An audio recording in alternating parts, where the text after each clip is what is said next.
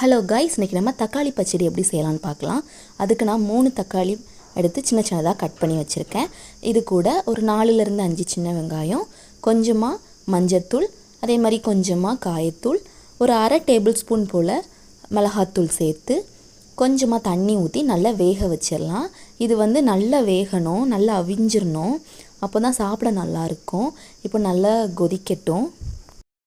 பாருங்கள், இப்போ நல்லா கொதிச்சிட்ருக்கு. இதில் தேவையான அளவு உப்பு போட்டுக்கலாம். ஓரளவு நல்லா வெந்ததும் இப்போ நம்ம என்ன பண்ணுறோன்னா, தேங்காய் கூட சீரகம் வெள்ளைப்பூடு சேர்த்து ஓரளவு கொரகொரப்பாக அரைச்சி எடுத்துக்கலாம். அதை இந்த நல்லா அவிஞ்ச அந்த தக்காளி கூட நல்லா மிக்ஸ் பண்ணிக்கலாம். இது ஒரு 5 மினிட்ஸ் வரைக்கும் சிம்மில் வச்சுட்டு அப்புறமா ஆஃப் பண்ணிடலாம்.